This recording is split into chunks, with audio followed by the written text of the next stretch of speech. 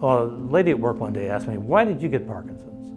And I said, "Nobody knows why anybody gets Parkinson's. We don't know what causes it. We don't know why why some people get it and other people don't in the same circumstances and all that." She said, "No, I know why you got Parkinson's." I said, "Why?" She said, "Because you're going to do something about it." I thought, what? And what can I do about it? And this was the answer, Team Parkinson. The fact that I could run with a movement disorder was my entry into the Parkinson's community.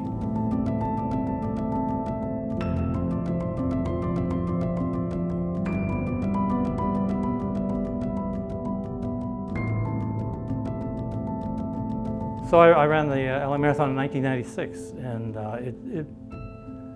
when I finished, I said, never again. But I ran it in 4 hours and 29 seconds. And everybody at work said, "God, if you just got 29 seconds, I could have run a sub 4-hour marathon." So I came back the next year and ran a 3:59. And it was extraordinary. To do that with Parkinson's disease was a bit of a challenge, of course, but it felt so good that I started writing letters to people about running the marathon with Parkinson's, and it did just move me from being a guy with Parkinson's trying to get through life and do my job at work, and all of a sudden I became somebody who had something to say to the Parkinson's community.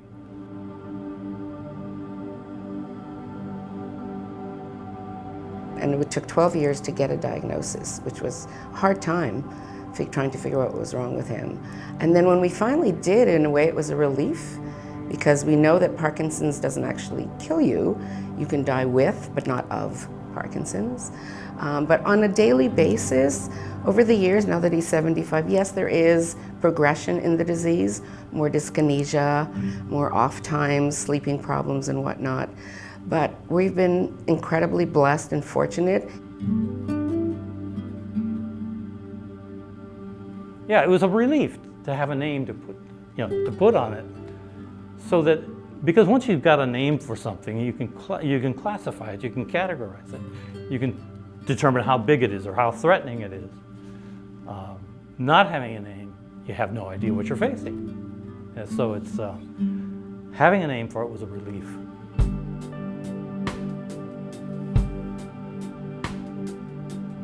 So we know that exercise actually can at least slow the progression of the disease. And a lot of people who go to their doctors who know John ask their neurologist for the John Ball pill.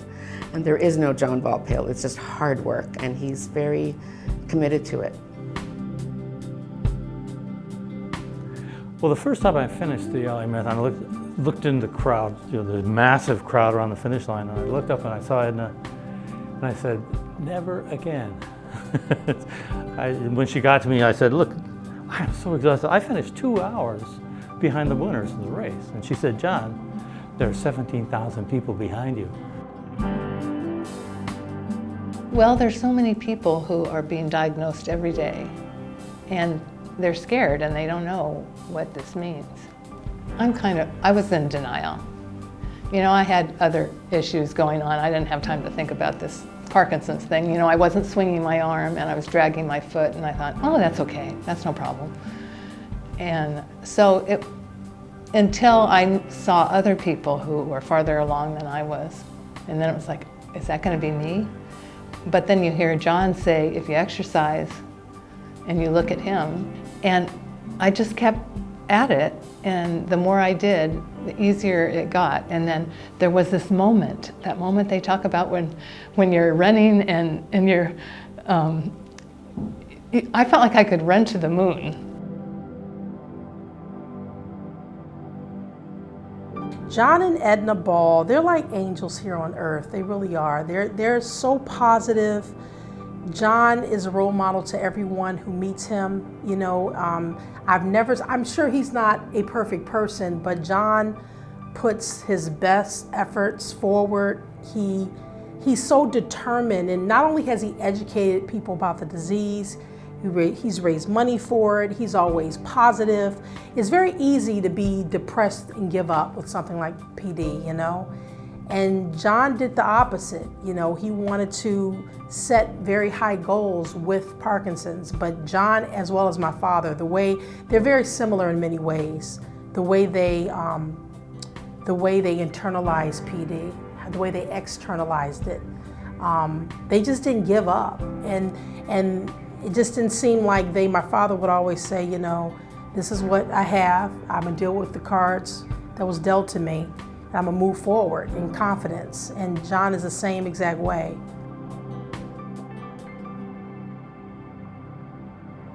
I mean, it's, you know, we're always looking out for the future generations, of course. I mean, it would be great if we had a cure in our time.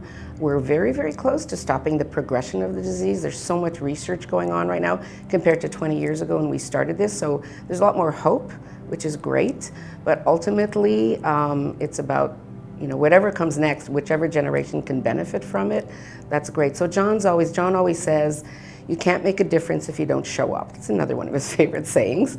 And he believes in showing up. He speaks at support groups. He just wants to encourage people and give them hope. I want to be able to leave this earth thinking, knowing that my kids won't have to face what I've gone through or what their grandmother went through.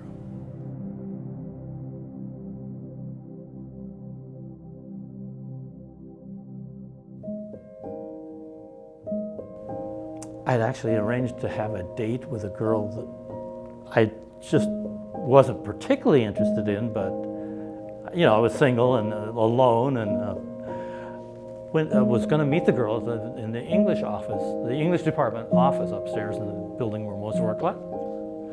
I got there, and Edna was there, working in the office as a grad student. She had a part-time job in the office. And I looked at Edna and I thought, yeah, this would be more fun than, than the girl I'm waiting for to go on my luncheon date. So I asked Edna to join us at lunch. By the time we ended the lunch conversation, I asked her out.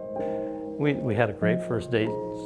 I think she tells people that she knew she was going to marry me on our first date. She didn't tell me, of course, but thank goodness, because it would have probably frightened me away. No, first date, I knew I was going to marry him. It was amazing. We went to a little coffee shop on Laurel Canyon. There was a guitarist. It was very, you know, hippie-like. And we talked and whatnot, and I just knew that was that. I didn't tell him, though. I didn't want to scare him away. I never asked her to marry me. We just sat across from each other at dinner and said, how about December? We got married December 1973. We have the same values, you know, and that's sort of the core of our relationship. And we love our family.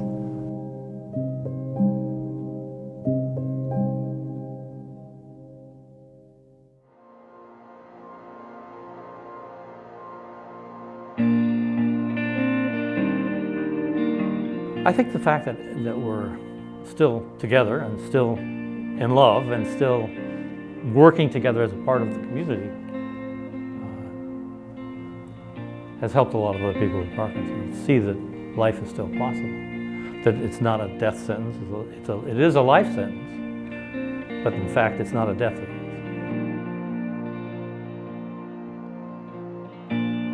It's a perfect day for the road.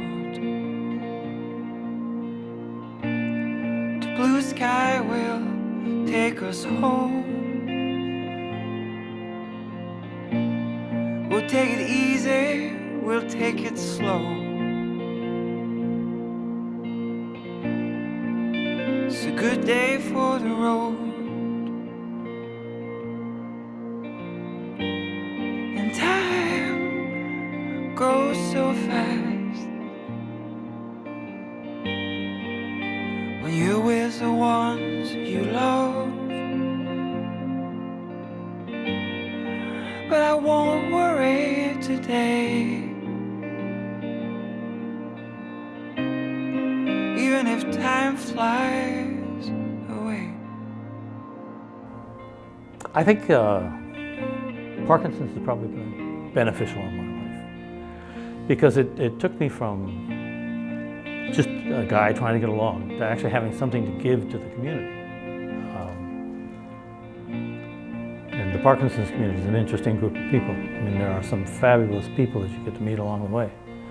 And I don't think I regret it at all.